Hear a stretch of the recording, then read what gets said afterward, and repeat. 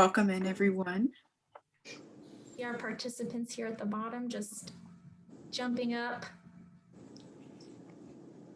We'll wait a few more minutes. Sorry about the delay. We'll wait for everyone to join, jump on,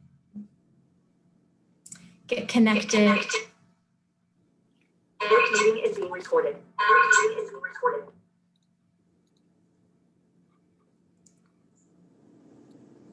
I think once we hit a nice solid number, we can go ahead and turn it over to our beginning.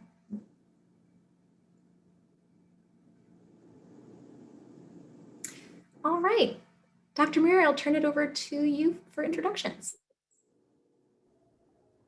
Evening, everyone, and welcome. We are so excited to welcome you to our webinar that addresses the curriculum really from the eyes of our students and their experiences in the curriculum. We will start first by introducing ourselves, and then we will jump quickly into the webinar. Again, I want to remind you all that we are recording this webinar. It is set up as a webinar, so your face is not being shown in the screen, but if you're uncomfortable with that, make sure that you mute your video as well as your volume. So I am Layla Miri. I serve as the Assistant Dean for Admissions and Recruitment at the University of Illinois College of Medicine, and really excited again to host you all tonight. And my name is Bridget Doyle. I'm the Associate Director here on the Chicago campus. Hello, everyone. My name is Keontra Loza. I am the Assistant Director on the Chicago campus.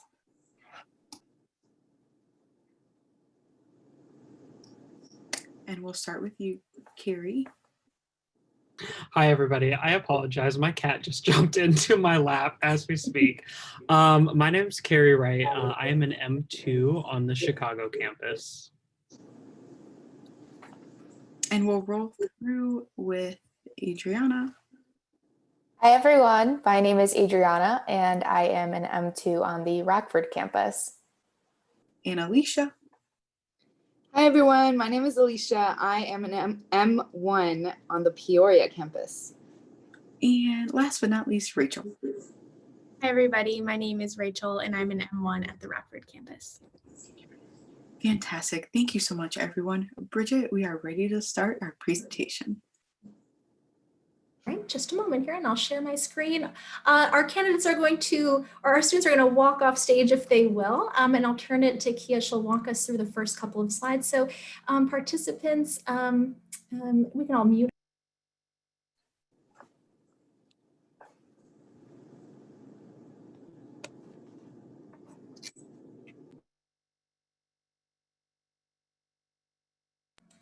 One moment.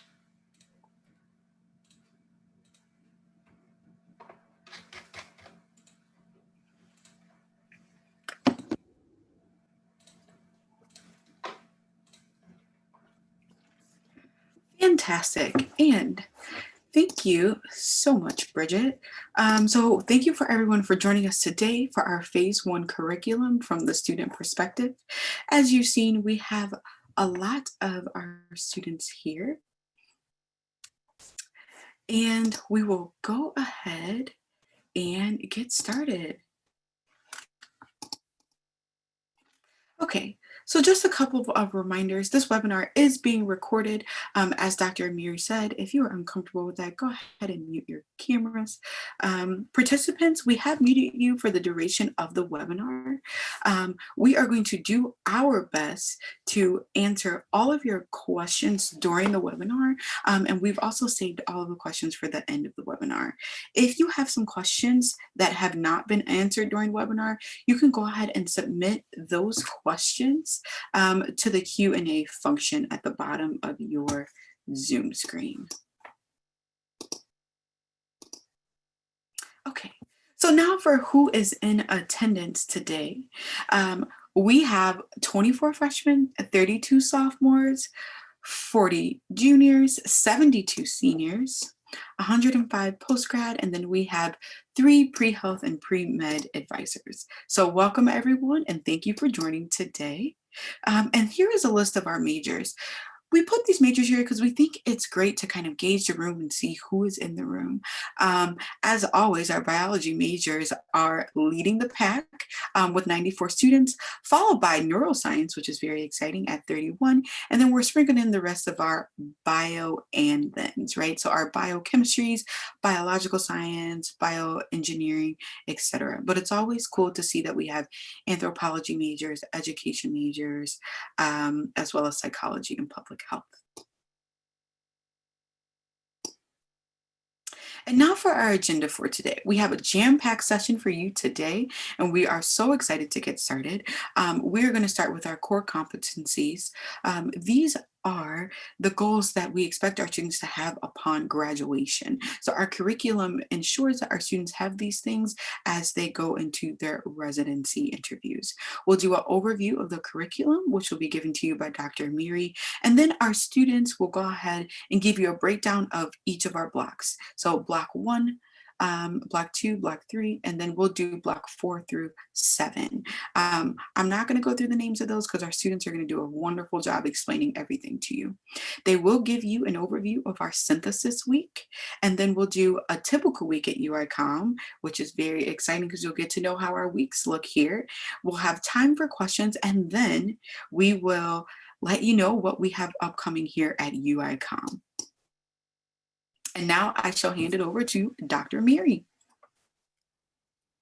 Thank you so much, Kia. And if I could ask you to please advance the slides for me, I'm just having some technical issues here, unfortunately.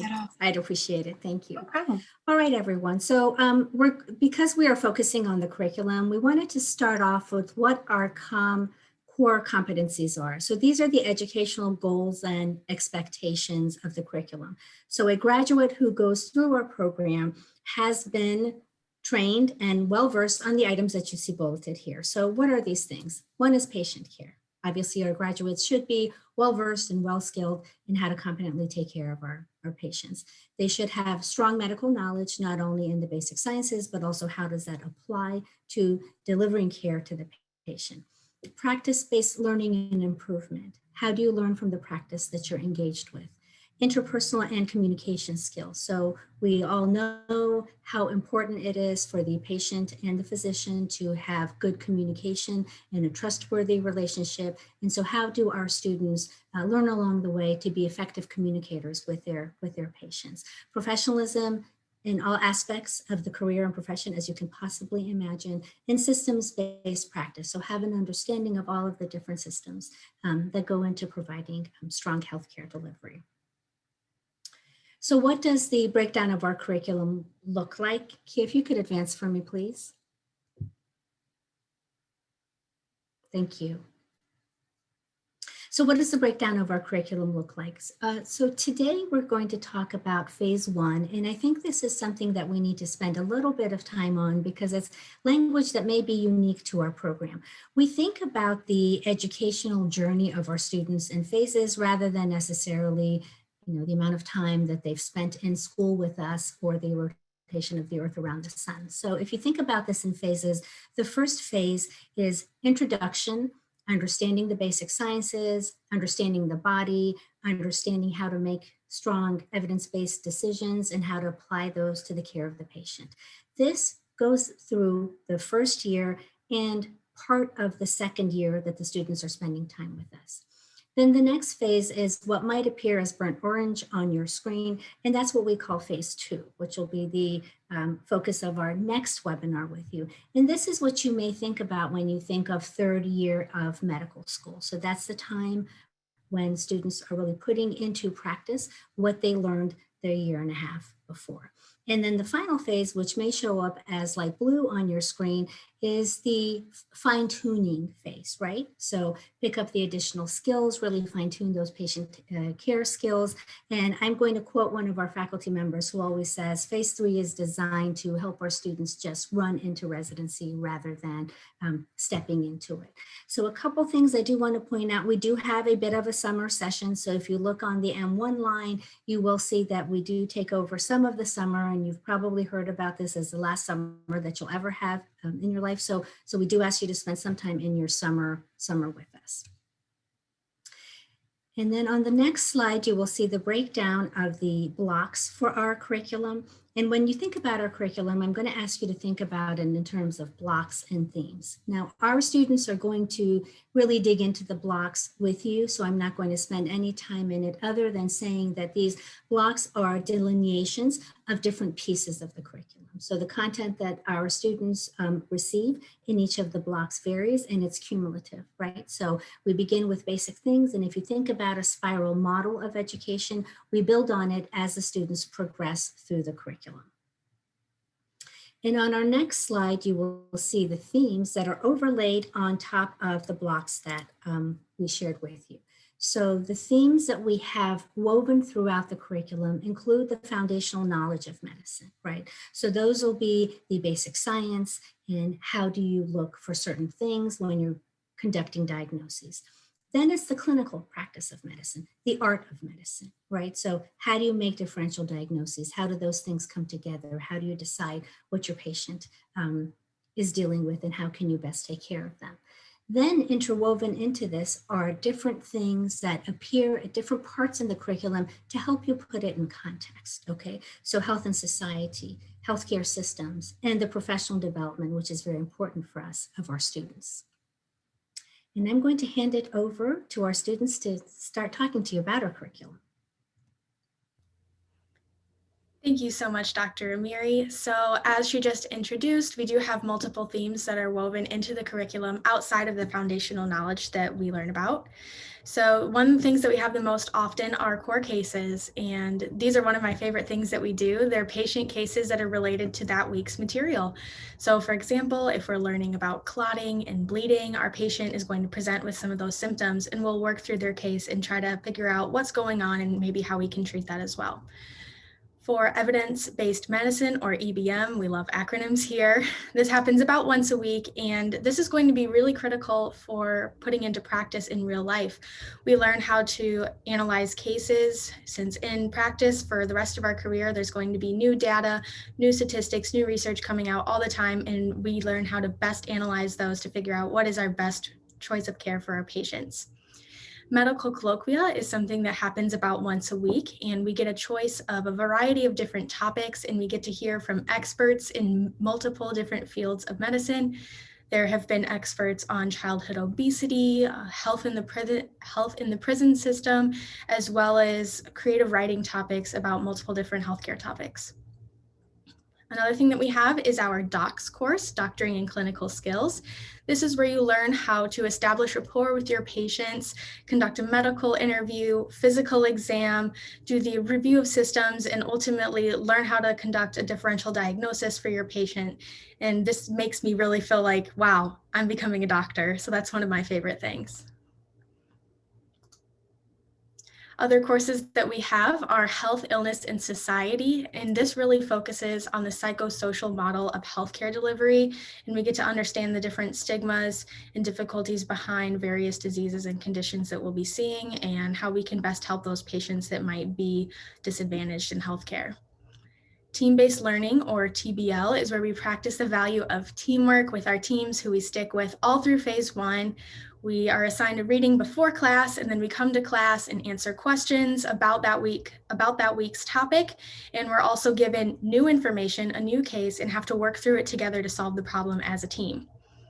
Healthcare systems is when we learn about modern healthcare delivery, such as how health insurance works, our multi-payer system, things like that that you're really going to need to know when you become a practicing physician. And then lastly, we have professional identity development. And these are a few short assignments that happen toward the end of the block where you get to self-reflect on your budding identity as a young professional going into the medical career. And you eventually do get back feedback of how you can improve your professional identity from professionals in the field themselves. Now I am going to hand it over to Alicia. Hi, everyone. So I'm going to introduce block 0. This is a completely optional block, and you will have the opportunity to access block 0 before you begin your first year. It has 10 modules. I'm not going to go over the details because you can see them. I think the most important part about block 0, if you do decide to do it, is that for me, it was very helpful because it allowed me to begin a routine. And, you know, if you're anything like me, I really don't like just being like dumped into the water on the deep end. So this really helps you start that routine so that when medical school does start, you are ready and prepared, and you are in that mindset. I did end up putting a picture of all the metabolic pathways because I received the advice before medical school started to review the metabolic pathways, and that was really good advice. It does come up over and over and over again. So just going over those before block 1 begins will be really helpful. Okay, thank you, Alicia.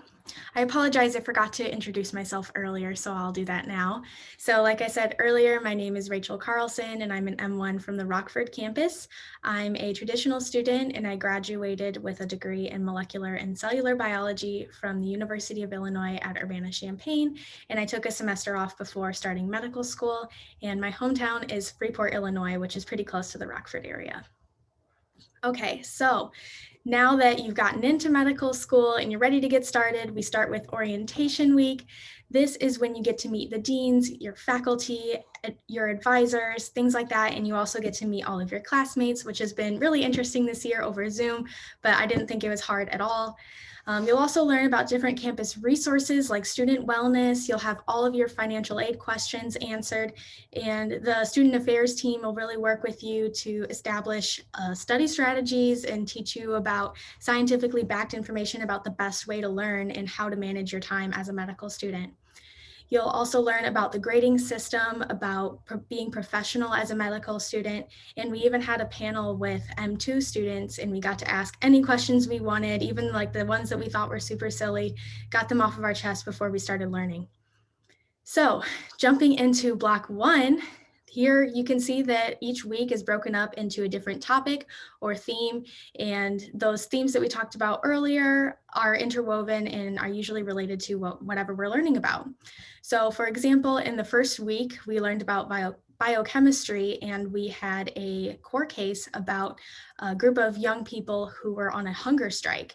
And so we were learning about what goes on in the body when you starve your body of nutrients, how does your body generate energy to keep you going? And we learned which of those students would potentially survive the longest on their hunger strike. And I found this was really cool to learn about. In week 2, we had a pharmacology lecture where we learned about how your body absorbs different drugs, whether you take them by mouth or they're injected via IV in the hospital, and also how to calculate dosages. In week 3, we learned about a lot of different genetic conditions and how to speak with expecting parents about the likelihood that their child would contract a genetic condition. We actually learned how to calculate the exact percentage that their child would have the genetic condition that they were concerned about, as well as what we could do to screen for it, test for it, and counsel them on their options regardless of the results. Then you can see the rest of the weeks, again, learning each topic by topic. And then we get to week 7, which is exam week. And we had all week off to study. The professors had office hours all week long where we could come and ask those burning questions before the exam. And then, as you'll hear again from my fellow students, you have the exam on Friday, get the weekend off, and begin synthesis week, which we will talk about later on. So here's a few tidbits just from my experience. I am a first-year student, and we're in the middle of block 2 right now. So I've been through block 1, and I can speak about the fact that it introduces the background knowledge needed for future blocks. We heard about this all the time.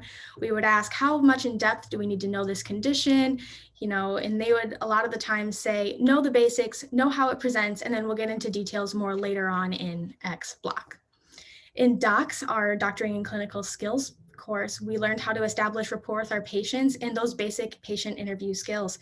We met via Zoom with standardized patients who are actors, and we actually got to meet with our first patient just a few weeks ago. Professors also host office hours during the week and are super available outside of those office hours as well. We also have peer educators who follow us through the rest of medical school and are there for us. They have office hours as well where you can ask any questions that you have, and they host weekly review sessions where they condense all the important information and give you practice questions as well. You'll hear much more about these later. There are so many helpful resources in medical school. I just listed a couple of the ones that I used. Don't get too overwhelmed with them right now. You'll learn so much about them during orientation week and can ask other medical students or look on YouTube or something like that if you want to learn more. My advice is not very unique, you'll hear it again, but in block 1, this is a time to start building those habits and establishing a routine that works for you. If you're a morning person, maybe you want to get up and do all of your stuff in the morning and have your evenings free, whereas some of my friends like to sleep in and stay up late. Whatever works for you. This is also the time to experiment with your study strategies. It's the very first block. I sure have changed my study strategies probably multiple times a week, and I'm still working on finding one that works for me. So I'm sure you'll experience the same thing too.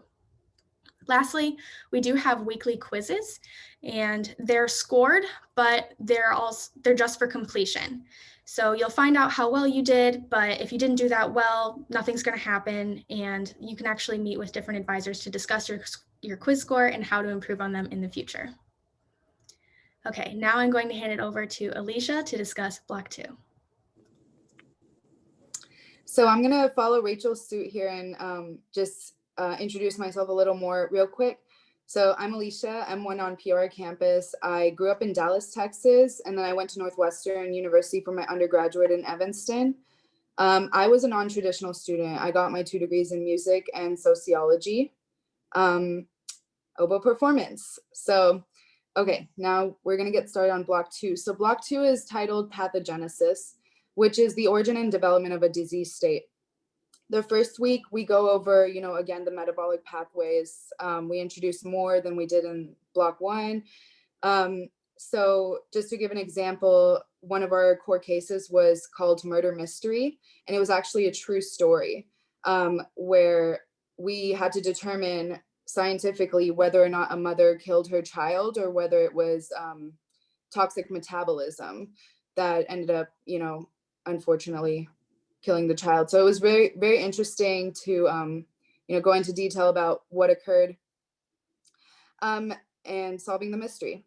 So week 2 and 3, we go into bugs, lots of bugs, bacteria, viruses, and all types of infections.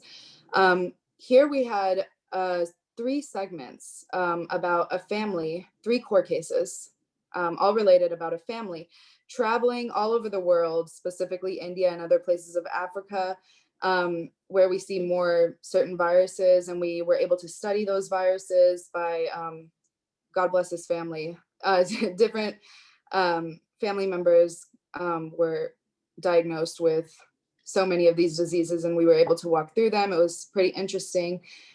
Week 4 is all about immunology and HIV. Here, we had a couple of history of illness and society classes that were very important. There were multiple segments on the stigma upon HIV when it first came out, and how community activism and policies and politics, that they really changed the protocols that we have today to deal with viruses and endemics, pandemics, and that's really relevant, especially right now. So moving on, week 5, there's just mechanisms of injury, inflammation, and tissue repair. This walks you all the way from when you receive your wound or when you are wounded all the way to when that wound heals. So it's pretty interesting. Week 6, neoplasia, that's uncontrolled cell growth.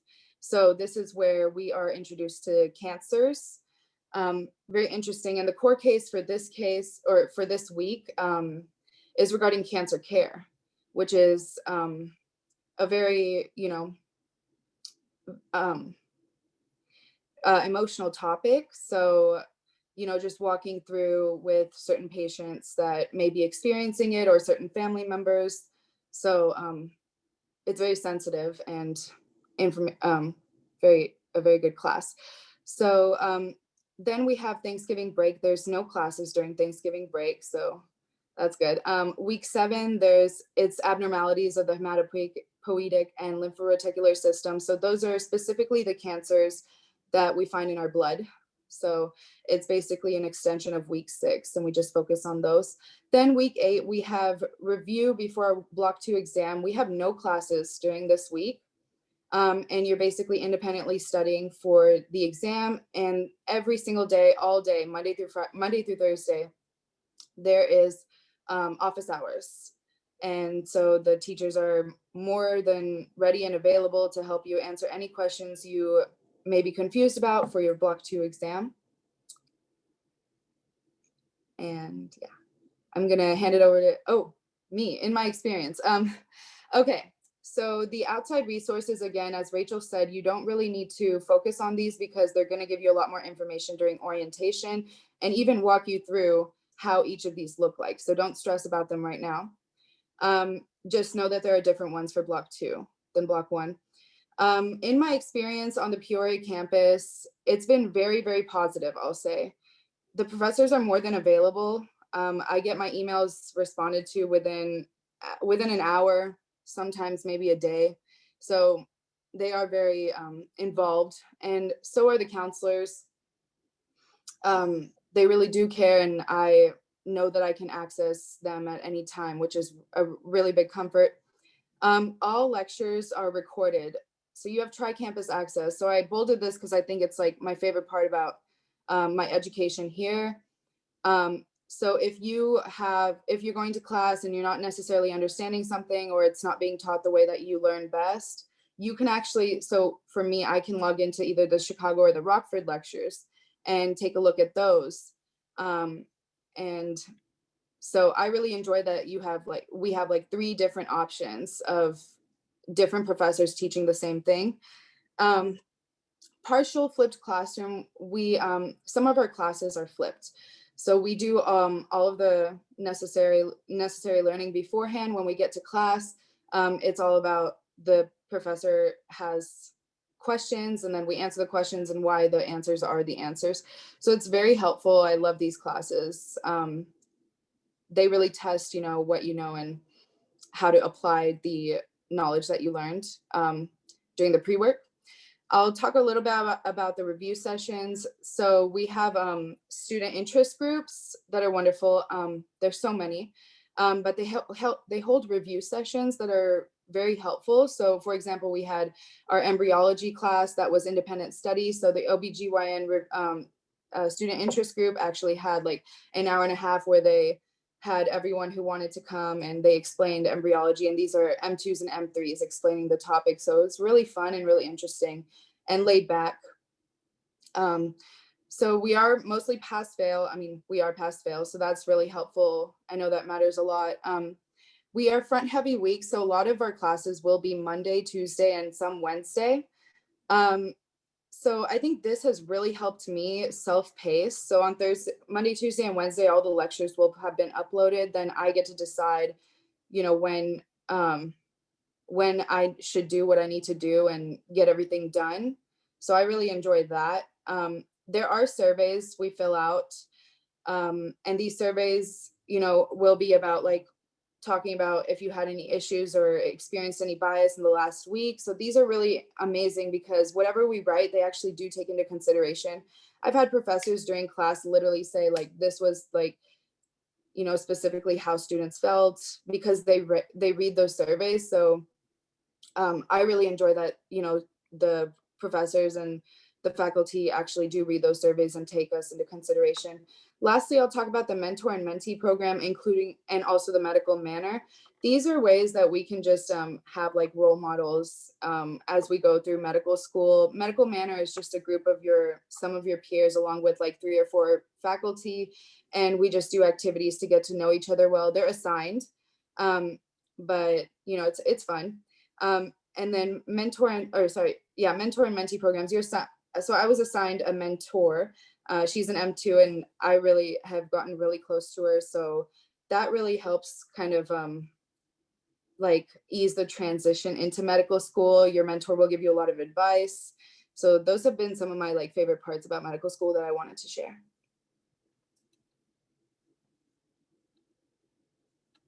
And I'm going to hand it over to Carrie now for Block 3. Hi, everyone. So as I mentioned earlier, my name is Carrie Wright, and I'm a second-year student at the Chicago campus. I am originally from California, from Fresno, California, if any of you are familiar with that.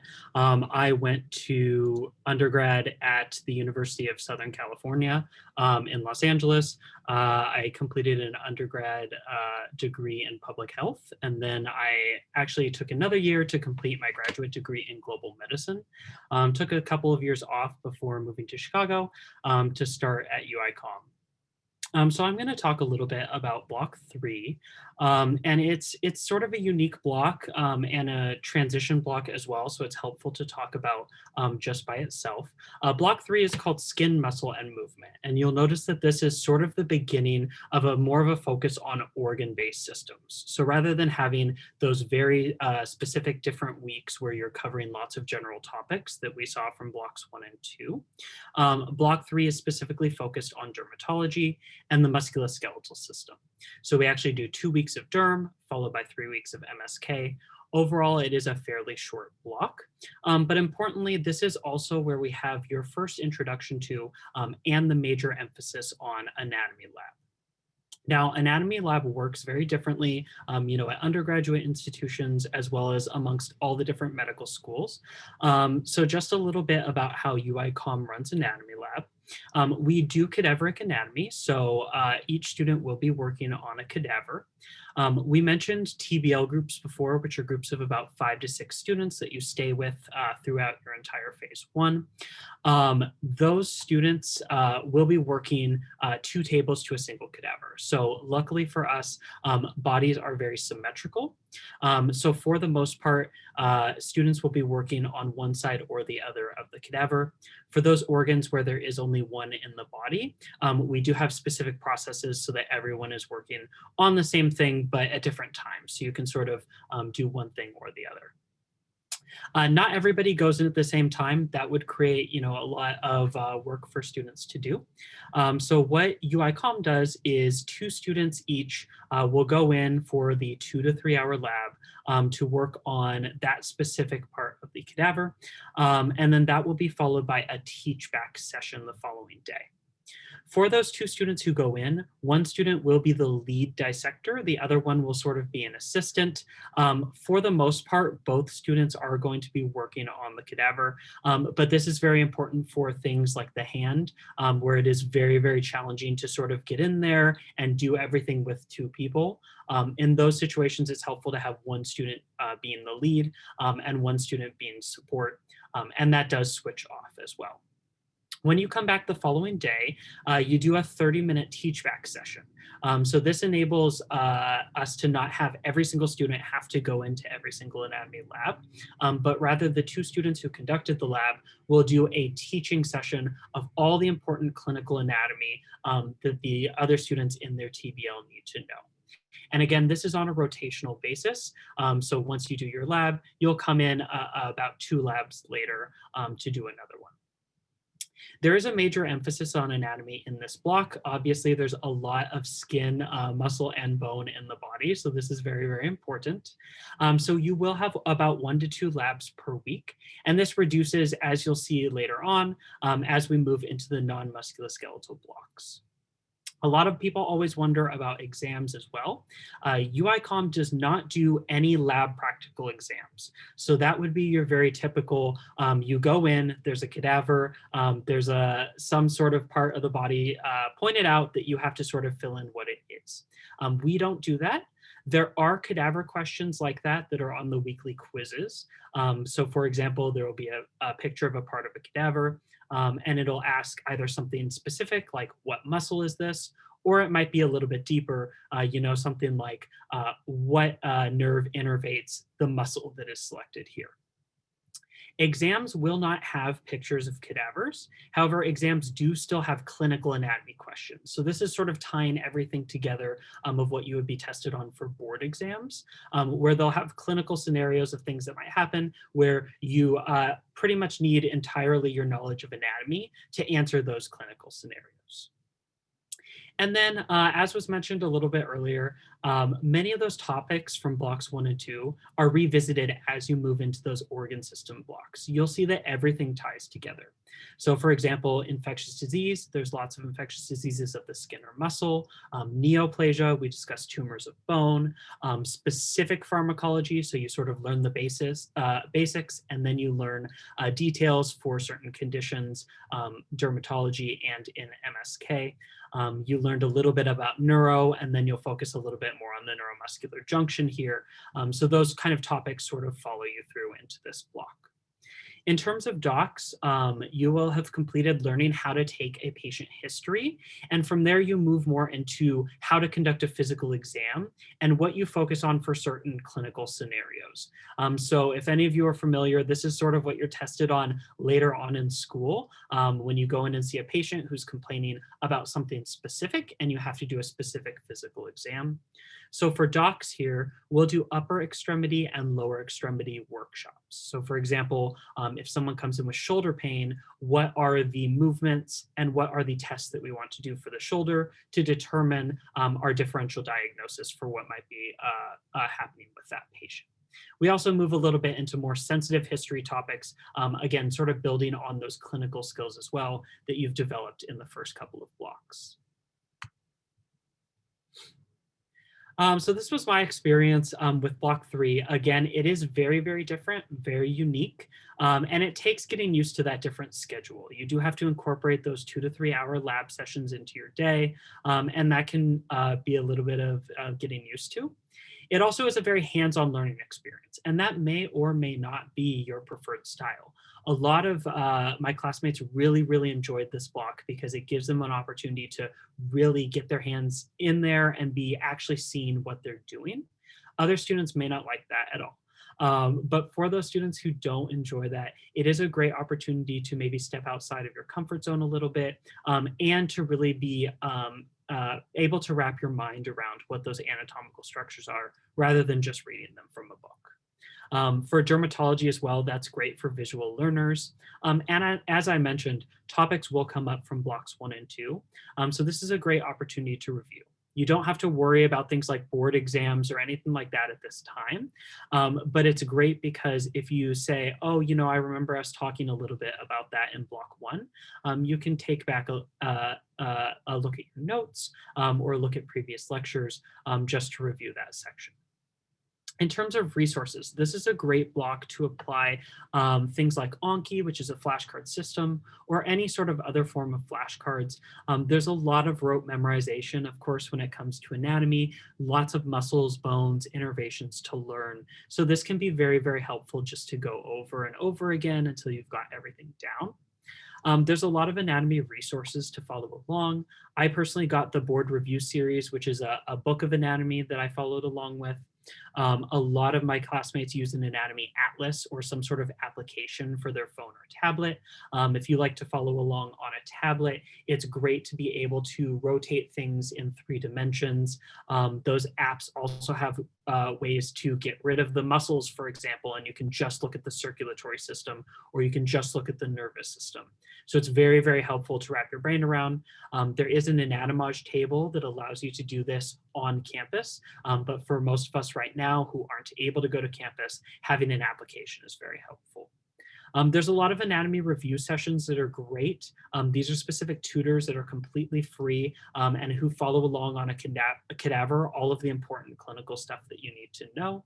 And I recommend going to those sessions as well as doing lots of practice questions. I found osmosis practice questions very, very helpful. And then the anatomy faculty also provide clinical anatomy scenarios and questions for each of the different labs that you'll do. So you are able to sort of test yourself and see where you are in the block. All right, and then for the rest of the blocks, I'm gonna hand it off to Adriana.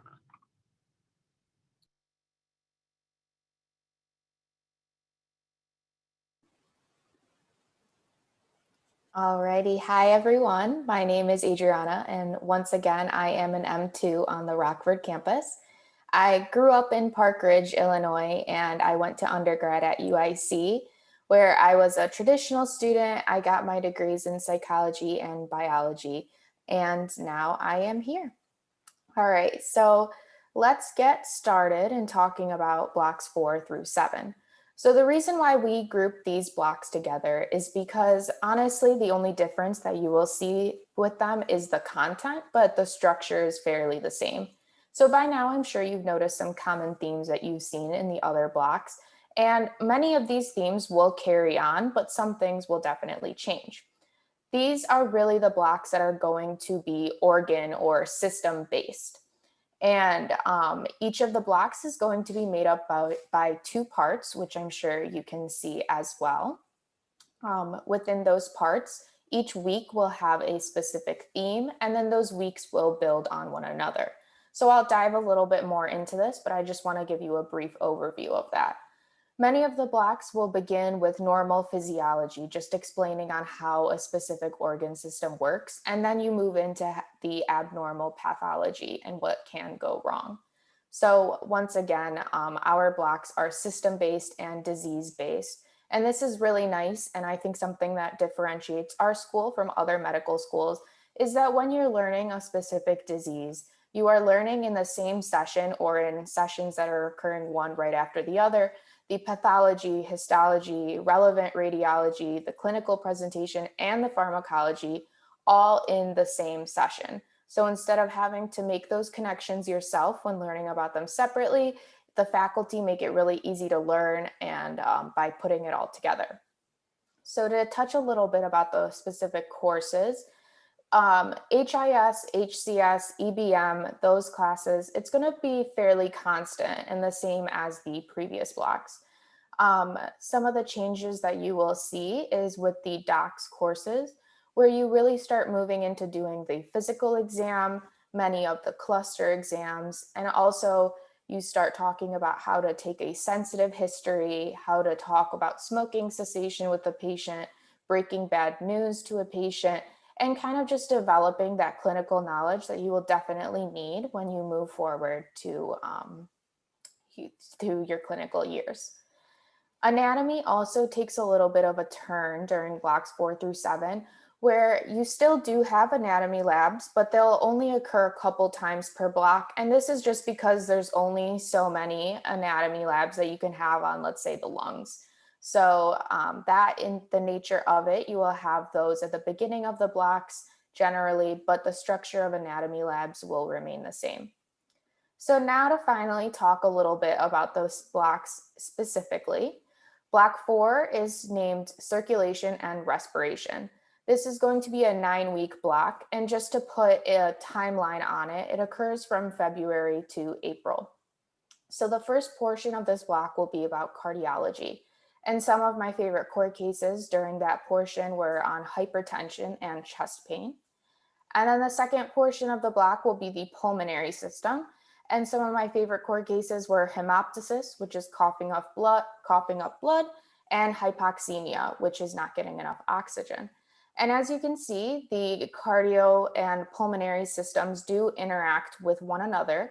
So that's why they're put together in one block. So they're not two completely random organ systems. They're going to be ones that influence each other. And it kind of makes intuitive sense to learn them both in the same time period. Block 5 will be digestion and homeostasis 2. So this will be a 7-week block. It occurs from April till June, and this is going to be your last block of your M1 year. So the first portion is the gastrointestinal system, and some of the core cases are on diarrhea, GI bleeds, and jaundice. And then the second portion will be the renal system, and some of those core cases will be proteinuria, which is having protein in your urine, and edema, which is swelling. Finally, block 6, this is going to be the big 10-week block. It occurs at the beginning of your M2 year from August to October. It's called brain and behavior. So the first portion is kind of the heavy hitter one. It's not going to be an equal half of 5 weeks and 5 weeks, but the first portion will be neurology. And some of those core cases were on stroke, dementia, CNS infections. And then the second portion will be psychiatry. And these are going to be your childhood disorders, mood disorders, substance addiction. And then block 7, this is your last block of phase 1 before you really start going into step preparation. And this block is regulation and reproduction, which is a 5-week block that occurs from November to December. And the first portion of this one is going to be the endocrine system, where some of your core cases will be on galactorrhea and thyroid function. And then the second portion will be the reproductive system, where you'll learn about lower abdominal pain and bleeding. So that's just a really quick overview on some of the heavy hitting organ blocks. And now I will take you through some of in my experience. Alrighty. So sorry. Jumping ahead there.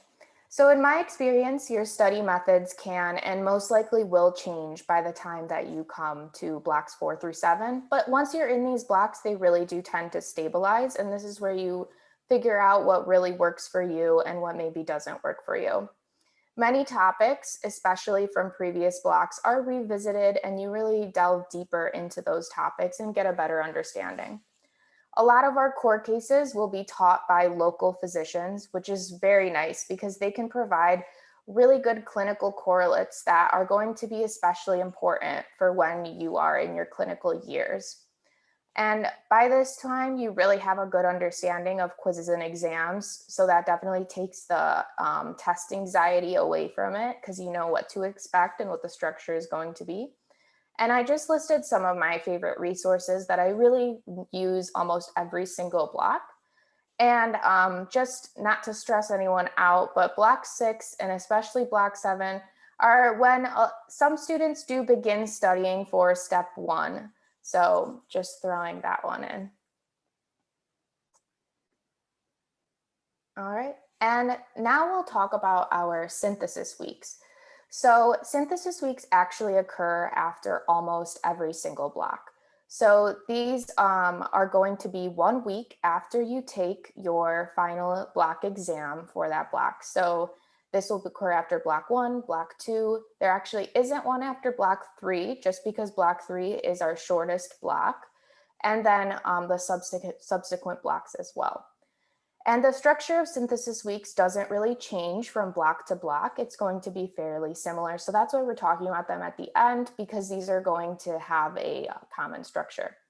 During these weeks, there's no new content, which is very nice. You get a breather after the block exam. You don't have as many assignments or studying. So after you have your classes, you can just relax for the rest of the day.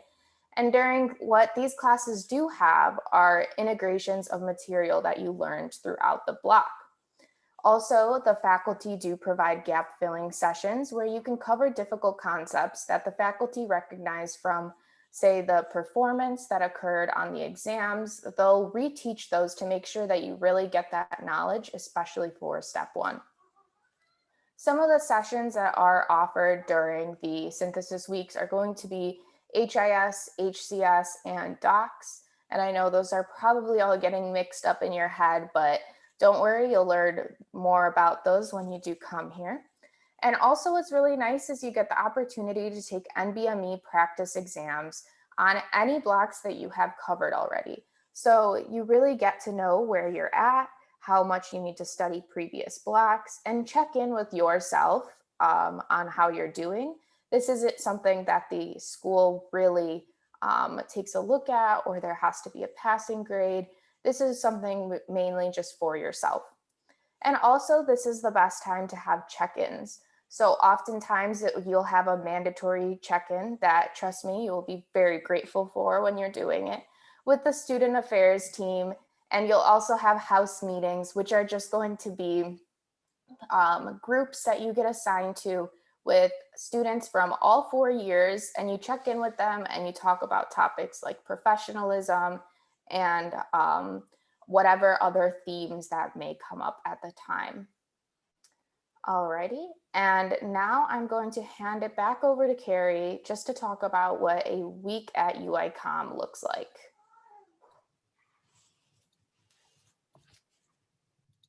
Hi, everyone. Hi again. So we're just going to go over pretty briefly what a typical at UIC might look like. This is just a screenshot from a Google Calendar.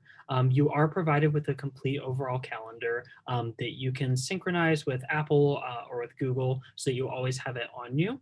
I know this might look like a lot, but if you take a look at everything here, what you will see is that a lot of these sessions are not for all students. So it is very, very important. They're labeled excellently, so you are sort of able to tell what kind of things you will have to go to or not. A couple things to point out. So we do have independent learnings. Let me see. So we have independent learnings here on Sunday. These have been moved to Sunday for the remote curriculum due to COVID-19 precautions. And this enables students to see those independent modules in advance, things that are either pre-recordings from previous years or independent modules, and plan accordingly so that you just make sure that you have them done before a specific session that you might need. Otherwise, as you're looking through here, you can see all of the sessions are titled, including whether they are mandatory in-person sessions or not. So you'll see on Wednesday, there was a TBL core case. I believe this was the third week of the first block. So this was like Sunday, August 30th to Friday, September 4th. There was also a core case on Friday. Typically, core cases tend to be Wednesdays and Fridays, but it does vary. For example, the M2s had core cases on Tuesday this week, and we'll have another tomorrow. And those are, of course, both mandatory. You'll see some of the other sessions here. I'll draw your attention to Monday afternoon and Thursday afternoon there. What are docked sessions? You'll notice those are only for specific groups. So everyone has a color group. On Monday afternoon, it would be only the blue, lime, and orange groups who would go through their workshops on at taking an HPI. So that block of time, it might not even be that full period, and it is only for those specific color groups. You'll also see there are some other sessions, whether that is for the specific curricular sessions like IMED session that you can see on Tuesday evening, or whether there are your peer education partners, which is PEP tutors that you'll see having office hours on Thursday afternoon. Everything is very, very spread out and does provide you the opportunity to sort of maintain your own schedule. Some of you might have caught this already, but if you take into account that you might not be in the red, green, or magenta groups for docs on Thursday, you actually wouldn't have any required classes on that day. So that really gives you time to catch up, whether that's to do previous lectures that you weren't able to do from technically scheduled earlier in the week to get a little bit ahead, or to study at your own pace.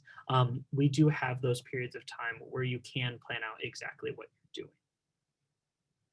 Just for a little bit of a comparison, don't worry that these like aren't right next to each other or anything. We just wanted to emphasize how things have been a little bit different and what we did based on the COVID-19 pandemic.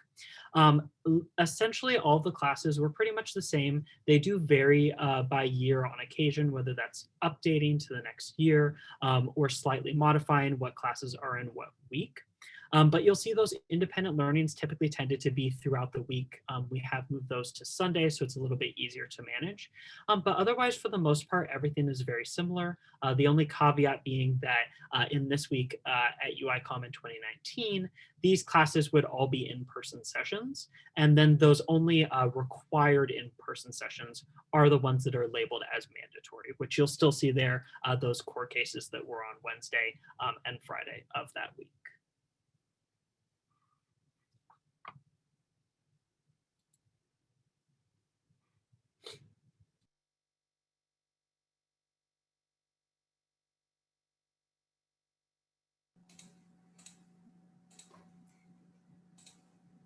Thank you, Carrie. So we're moving into our question and answer session. Some of you may have already realized how this is working, and you're putting your questions into that Q&A box at the bottom. Try to avoid the chat. We're taking everything in that Q&A function. So I'm going to go ahead and stop sharing the screen now, and I'm going to ask all of our panelists to go ahead and unmute to join us back here on this virtual stage. And we're gonna get started with some questions. So let me just pull up a set. I'll give everyone a few minutes to go ahead. What we're going to do is take some questions aloud, and then we're going to take some that are in the chat as well. And we'll try, I promise we'll try to get through everything today. But if we don't answer all of your questions, you can always email us at the very end of at the end of the webinar. I saw a lot of questions come through, and we got a lot submitted to us beforehand about admissions and scholarly concentration stuff. We aren't going to really focus on those simply because the idea of this whole webinar is simply to have this focus on our curriculum. So I first want to ask all of our panelists who are here with us now. The first question is, what is it about the UICOM curriculum that sets us apart or makes us unique? And we can go Adriana, Alicia, Carrie, Rachel. We'll just go in alphabetical order. Thanks, Bridget. So one of my favorite things about our curriculum that I don't believe other schools really have such a great grasp of is our HIS, HCS courses, where we really learn about how our patients are feeling, how to talk with our patients, kind of the equality, the equity that you need in healthcare. So it goes beyond just knowing your basic sciences and really about the patient's lives, the patient's story. And those are integrated as often as they can be. Oftentimes we have those during court cases, and we also have specific classes that are going to be dedicated to that as well. Great. Alicia? Hi guys. So when deciding, whether or not to pick which medical school, I just asked myself, what I wanted out of the next 4 years. And so it was important to me that my education would make me a more socially conscious medical professional. And I wanted to learn not only about medicine, but also epidemiology, social work, case management, the whole thing. And so we were shown a chart, and it showed that how well we do our jobs was 20% responsible for a patient's health outcome. And that was compared to the patient's socioeconomic status, which was 40% responsible for their health outcome. So it was important for me to be able to identify social disparities, barriers to care, and to learn how to minimize those for my patients, because that's part of becoming a doctor. So UIC not only had that mission of service for the underserved communities, but it also had the means to deliver, because all 3 campuses are located such that we have access to, and we are able to reach those minority populations. And so I strongly believe that we learn from our patients and their struggles and their happiness. So that was extremely valuable to me, and that's why I chose UIC. Great, thanks, Alicia. Carrie. Hi, everyone. So one of my favorite things are the way that our core cases and TPL sessions are set up, really allowing for a lot of participation. I know we had a few questions in the Q&A, so please allow us to expand a little bit later on if this isn't wholly satisfying to you of an answer. But my favorite thing about the way that everything is set up is we're sitting at our individual table. So I'm at a table with 5 other people who all are very, very different and diverse. The school intentionally puts people at your table to provide a lot of different perspectives from all different backgrounds and experiences. And as we go through specific cases, there are times where you just discuss within your table. Professors might be floating around to talk to you about it. Each table has a little microphone that you can speak into where it airs yourself to the entire class. So you don't have to do any of that like raising your hand, talking up in class kind of thing. It's really a very interactive experience that allows you to sort of have that team-based experience. This has been my favorite part because it intentionally was designed based on actually business principles that were founded to provide a little bit of a better learning experience for medical students. And I think it's just such a unique way of learning for us that is super, super helpful to prepare for anything that we might do clinically, and gets you away from that standard sort of lecture format, yet another just PowerPoint where a professor is like reading off of the text from it. You really have to apply yourself and use your knowledge and the knowledge of the people at your table to really help you come to those answers. I think it's a great thing to help you with that learning, and then also to help break you out of your shell, or allow you to sort of lend your experience to not only those people at your table, but also all of the rest of your classmates by speaking out and answering questions. Cool. Rachel? So my favorite part about my experience so far has been our Doctoring in Clinical Skills course, known as DOCS. And in this course, I just found myself feeling more and more like I'm becoming a real doctor, every time. And I'm finding myself, taking after some of those physicians who I really admired when I was shadowing. And I have such even more of a greater respect for them now that I'm learning everything that goes into the screening process, how many questions you need to ask. It takes a lot of, trust and effort to be able to establish rapport with your patients. And it's not super easy to do, and they make it look so easy. So I've been having a really fun time, counseling even just standardized patients who are actors. They make it feel so real. It feels like I'm really talking to a patient. And I even got to speak with not actor. He wasn't exactly getting medical advice from us, but he just volunteered to give us his time and answer some questions so we could practice our complete history.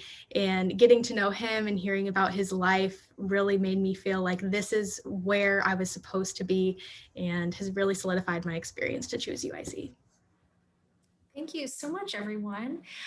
We probably won't do round robin this whole time. And again, if you guys think of a question while our panelists are not talking, they will help answer those questions in the chat, in addition to Dr. Amiri, who you met earlier, and Kia.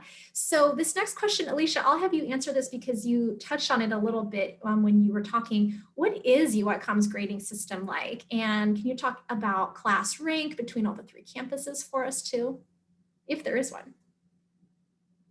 Sorry, I was muted. Yes, absolutely. I actually looked this up for everyone. So these are the facts. So we have these weekly quizzes that everyone's been talking about. For our year, they started making them completion only. So but obviously you should definitely study for them, and they've been extremely helpful. I love these quizzes. They are 30% of your grade, and they're completion. So you just have to complete it. They open on Fridays. You have to complete it by Sunday. Final exam is 60% of your grade. So your final block exam that we've all been talking about, that's 60%. Professional engagement, that includes docs, that includes showing up to mandatory classes and being professional. So all of that, and filling out the surveys for the, feedback. So that's 10%. So that all adds up to 100%. Now, the caveat. Final exam, it is 60% of your grade. However, you have to pass in order to pass. So if your full average is like 71, but you got a 60 on the final exam, you're not going to pass the block. So you have to pass the final exam independently, and you also have to pass professional engagement independently, which is, again, docs, showing up to class, and all of that. So show up to class, mandatory class.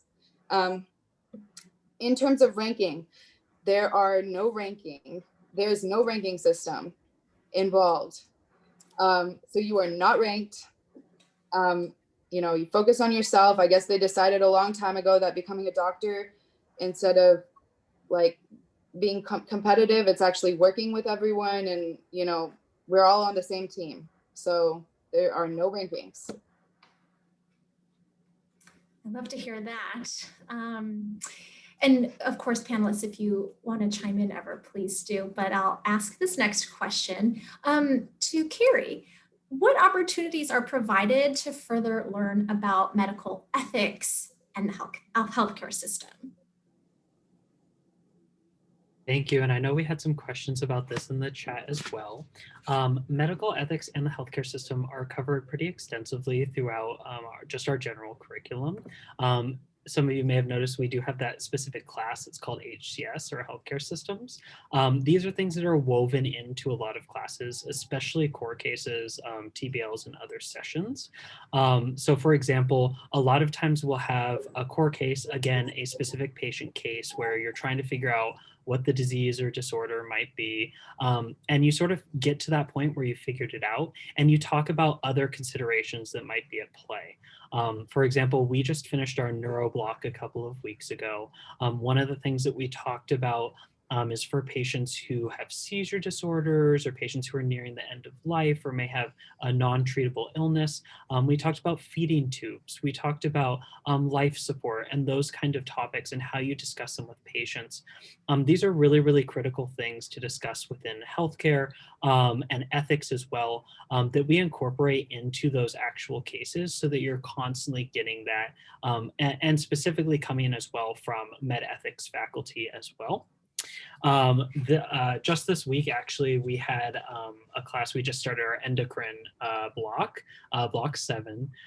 Yesterday during our core case, we discussed a patient who had a growth hormone deficiency. And at the end of that class, we talked about the stigma associated with heightism, how and when we might be giving growth hormone to patients or other synthetics to, patients who might have delayed puberty. So we're constantly talking about these things within class.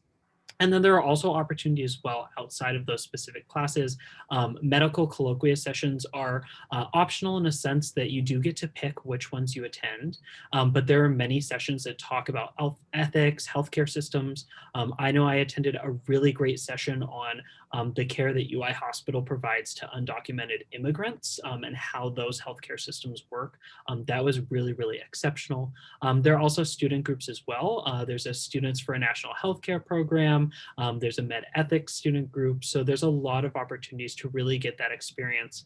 I know we had a student mention humanities as well. So that sort of ties it in with this answer, that there's a lot of those opportunities, not only woven through our curriculum, but also outside of it that you can sort of get involved with. Next question, which has been really common too, it was a very common question, at least when everyone was registering. And Adriana, I'll have you piggyback a little bit off of what Carrie said, but how has the curriculum been adjusted to ensure that medical students are taught to be culturally competent? Yeah, so Carrie definitely touched on some of this, but I'll just touch on the things that have changed throughout this past year. And many of these changes were made because of medical students. These were things that we asked for, that we requested. And the faculty do respond to all of our concerns and they do add these things. We actually do have a group consisting of students, and I believe each campus has their own, which goes through the material that faculty do provide and the questions to make sure that there are no racial biases, or gender biases, or any biases that don't need to be in that question. And also there have been other classes that have been added, and many of these are in the form of medical colloquia where you can choose which one that you do want to go to that specifically talk about current events that may be going on. So these are awesome things that we get to attend. And then during our synthesis weeks as well, that is really when we dive in onto some very difficult topics. Like Carrie mentioned, we just started our endocrine block as M2s. So last week was our synthesis week where we talked about some touchy subjects like correctional health and firearms. So I'm sure you can only understand how there are multiple sides to that. And the curriculum really does a great job to touch on all of that. And they definitely listened to our concerns and only added more. Thank you so much. So I want to talk to our advanced students here with us on the panel. Can you tell us what semester is the hardest of the preclinical years? And Adriana, we'll start with you and then Carrie, if you want to chime in. So I think this is going to vary depending on who you ask. Everybody is going to say something different. For me personally, I thought that block 3, which is the musculoskeletal block, was the most difficult. And that was just because this was my complete first experience with anatomy. So the class is about 50-50 with people that have taken anatomy in college and people that have not. So for me, I had no idea what like the name of any nerves were going in. And you do learn all of that. It just took a little bit more effort on my part than maybe for some of my other classmates. So that's why for me it was the most challenging, but thankfully it was also the shortest. I absolutely agree that it'll vary based on the person. For me, in terms of material, I had the most trouble with block 4. I really like to wrap my mind completely around a topic before I get into sort of some of the other stuff. And with the cardiovascular system and the pulmonary system, there's a lot of physiology that's involved with that. And so I was just going through things over and over just to make sure that I could sort of understand it. And so that sort of made it the most difficult for me. It really like if you surveyed every single M2 student who's sort of gone through every block now, you would get every single one of the blocks to come up. Okay, great. This question is about research. So we often get this question, and maybe it popped up in the chat. I haven't checked in a little bit. I know you guys are tackling that as the questions come in. Will I have opportunities to do research if I come to UICOM? And are those opportunities available in both preclinical years and clinical years? And I'll start with Carrie, or actually, Alicia, I think we were talking yesterday a little bit about this, but Carrie, then I'll have you take it away. So I think Carrie will definitely answer this a lot better. I will put it out there that I'm an M1, so I can't speak for my own existence, but speaking to my mentor and a bunch of other M2s and M3s, it seems that at least on the Peoria campus, the professors love when you reach out and ask if you want to research for them. They've been more than open to giving those research opportunities. I'm very excited for when I get on campus, but yeah. In what I've like noticed from asking around, it has been very easy on the Peoria campus. And then I could talk a little bit about Chicago campus specifically, and then I've been involved with a little bit of research as well. There are lots and lots of opportunities for all levels as well, whether you've done research before, whether you just want to get started now. There's a lot of great things that you can get involved with. One of the best things that I have personally done is just talk directly to a faculty member who's given a class and asked, hey, like, I'm really interested in this topic, like, can I get started? I actually hadn't done a lot of clinical research beforehand. So this was sort of one of the ways that I got involved, as well as with student organizations too. And this ties a little bit as well with the question about what students do during their summer break between M1 and M2. A lot of students take that time to work on a research project where you don't have classes and you can sort of dedicate your time to doing that. I worked with a psychiatry faculty member on a research project, which was very genetics heavy. And let me tell you, I did not take a genetics class in undergrad, did not expect that at all. And yet here I am talking about the genetics of autism spectrum disorder, which for anyone who might be familiar with that, there's literally hundreds of genes that can play a role in determining ASD. So we took a look at a specific gene that's been implicated in a specific syndrome called White-Sutton syndrome. It's called the POGZ gene. And I worked on that all summer with him. I also was doing shadowing, working with patients individually. That's actually continued as we've gone into the coronavirus pandemic. I'm on Zoom calls, I'm on WebEx sessions, talking with patients. So I do get that one-on-one as well. For those who are interested in a little bit more bench research or some of those in-person clinical research opportunities, there are a lot of those available as well. And we do have a lot of support that's given to you by the university. Two of those are the Craig Fellowship. So this is specifically a fellowship for that summer. So this is something that you'll be given support to do during the summer between M1 and M2 year. And the application isn't due until around February or March of what would be your M1 year. So for those students who don't already have something together, and believe me, some of my classmates literally already had research projects our first week of school that they were already working on, you can sort of build that throughout the fall semester. I recommend taking that time to find what kind of things you want to do and get connected. And then you can apply for that and still be able to do things. We also have the James Scholar, which is more of a longitudinal program. That gives you the opportunity to receive support to do research throughout your M2 to M4 years. So there is a lot of opportunity as well to continue that research on and on and on. And again, totally depends what you want to do, whether it's bench research or clinical research. I've gotten a little bit involved with some med education research, which has been really, really fascinating. These are things that you can hold all throughout your 4 years. Granted, it does depend on what time you have available in what parts of your curriculum. So again, a lot of students will focus research on that summer between their M1 and M2 years. Thanks, Carrie, for rounding us out there. I get this question all the time about merging healthcare and business. So are there any opportunities within the phase 1 curriculum to learn about healthcare economics and business? And probably our more experienced students might want to answer this. So Adriana, we'll start with you, and whatever she misses, Carrie, if you want to jump in. Yeah, so I'll talk about just one specific example of something that I really appreciated that our curriculum had. Again, during synthesis week, so you'll see that's really where you get that outside knowledge. Um, our Rockford campus hosted a panel where we have 3 hospital systems here, where the top administrators from each of the hospital systems came and spoke about the administrative end of the hospitals. And we were able to ask them any questions. And I believe it went on for like 2 or 3 hours where we just talked about insurance and the costs of running a hospital and really just getting through the nitty gritty of how it is running a hospital, especially locally. And Carrie, anything to add to that? Yeah, just to go back over like the medical colloquia sessions, there's a lot of great opportunities to sort of learn from those. We do have CEMED as well, which is sort of like the business executive student curricular group.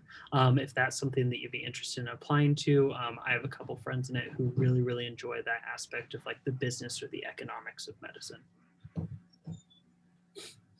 Wonderful. Let's see, what's our time here? We do have 10 more minutes. So what day of the week do most exams occur? Adriana, I know you were going to field this question and we may have covered it in the chat. I saw a lot of questions about exams and study habits blowing up our Q&A session. So can you allude to, are they surprise exams? No. Yeah, this is an easy one. They're almost always on Fridays. So quizzes you can take starting Friday, they get released till Sunday. But just from my experience, a lot of students do just take it right away to get it out of the way. And then exams are almost always on Fridays, unless there's a scheduling conflict with, let's say, another discipline is taking an exam that day. That would really be the only reason why you would have an exam on a different day. Wonderful.